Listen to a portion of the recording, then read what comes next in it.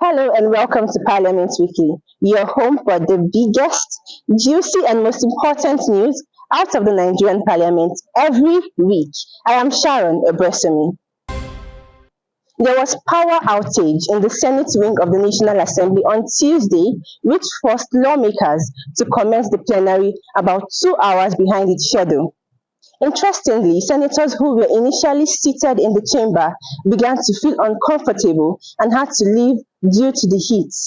Normally, the plenary session is usually scheduled for 10 a.m., which is in accordance to Rule 8, subsection 2 of the Senate Standing Rule as amended. But due to the power outage, it did not commence until about past 12 p.m. when power was eventually restored. The President of the Senate, Godswill Akpabio, later explained that the outage made him arrive late for the plenary. He also apologized to the lawmakers for the inconvenience they experienced while it lasted. Now, according to him, apart from the Senate chamber, about 9 offices within the complex were also affected by the outage. You must have noticed that the place was totally dark. So, clerk, get your technical team to be up and doing. It's not something they should have allowed to linger for that long. You understand? Principal officers of the House of Representatives, including the Deputy Speaker, Rep. Benjamin Kalu, have chided their colleagues over their seeming unruly conduct during plenary sessions. The principal officers accused their colleagues of making calls, walking freely without decorum during plenary sessions, eating and drinking, which are against the rules of the House.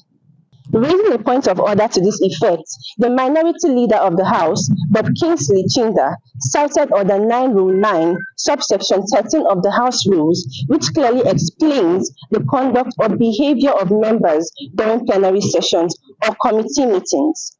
Also, the majority leader of the House, Rep. Julius Ihobere, further accused lawmakers of bringing edible items such as drinks, water, and food into the chamber when proceedings are ongoing.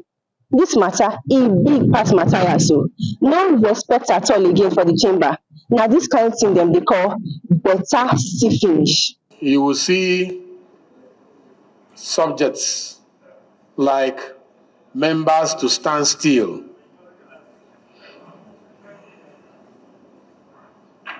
I'm sure when we are addressing this, some people are not even paying attention. It is important that we take note of this because Nigerians are watching us. Number one, members to stand still. At the entry of the presiding officer, all members, you see that in 9.1. Decorum, you see that in 9.2. You go to 9.3, you see members to take their places. I'm sure that one will take more effect when we move to our main chamber. Members to make obeisance to the chair. Crossing the floor of the House is there. You don't just wake up, stand up and you cross anyhow. It's there in our rules, which we all approve. Let's dive into some spicy drama from the Financial Crimes Committee of the House of Representatives. The House of Reps don't vex, they don't even power join them. So they don't call for the arrest of the Binance big men when miss their hearing. Hey, so here's the scoop. The House of Representatives has demanded the immediate arrest of top executives from Binance Holding Limited, citing their absence at a public hearing organized by the panel. Accusations of terrorism financing, money laundering, tax evasion, and other crimes prompted the call for action after Binance representatives failed to appear despite multiple invitations. Rep. Obin Najinga didn't take any chill pills at all. He expressed frustration over the non-appearance, insisting that only the chief executives should attend, not legal representatives. They are ready to call in the arrest warrant to arrest Binance executives. Omo, this matter don't serious so.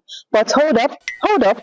Binance's lawyer, Senator Ihenyen, requested more time because they are dealing with some serious heat, citing recent arrests by the Office of the National Security Advisor, but the committee remained firm in its stance. Is this about to be a Netflix showdown? Will Binance come clean, or will the committee have to bring out its big guns? Hey, stay tuned.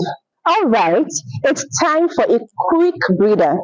Now, if you've been enjoying this video or our content so far, Take a few minutes to hit the subscribe button by the right corner of this video.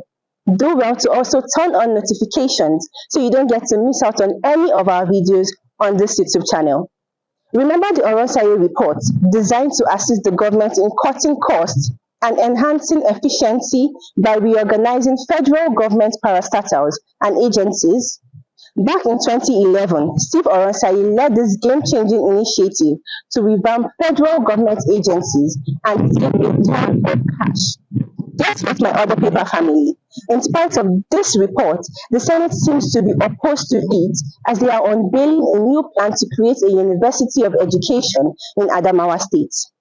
Also, in the House of Representatives, there is hardly any day that there is no establishment bill on the other paper. This clearly is a divergence from the Oronsaye report, which seeks to scrap and merge some government agencies to reduce unnecessary wastage in the country's expenditure. In the Senate, a bill titled "A Bill for an Act to Provide for the Establishment of the Federal University of Education, Norman, Adamawa State, and for other related matters connected therewith 2024" was sponsored by Senators Bino Siaro.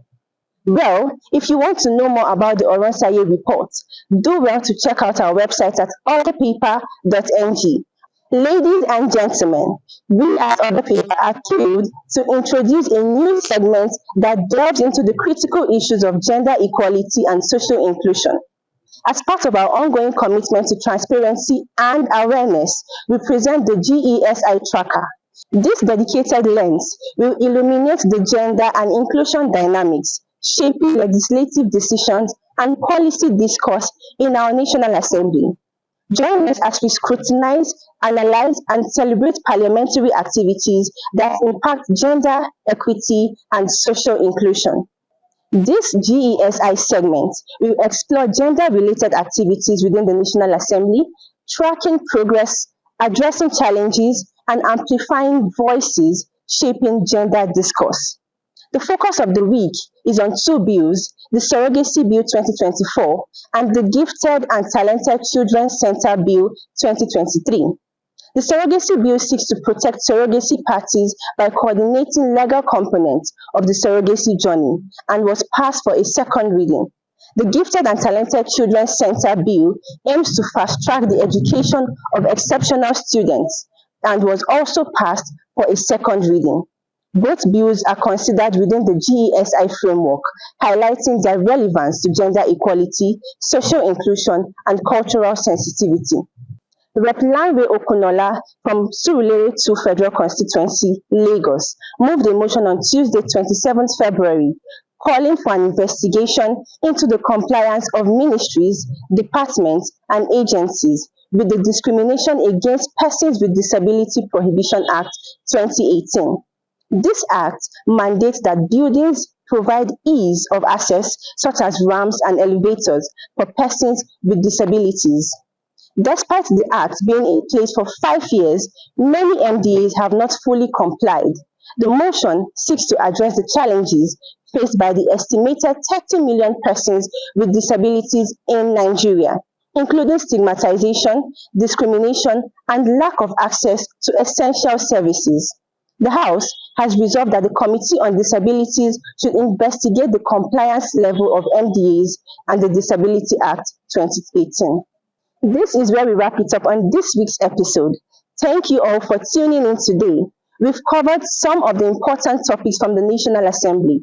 Remember, staying informed is key, so keep engaging with the news and issues that matter to you on our website at otherpaper.ng. To also get updates on our Legislative Intelligence Forecast Entry, also known as LIFE, where we predict the activities of the National Assembly every week. Here is how to subscribe on our website at otherpaper.ng, showing on your screen right now, to get exclusive parliamentary content on your mailbox. Join us again next week for more insightful discussions. Until then, take care and stay informed.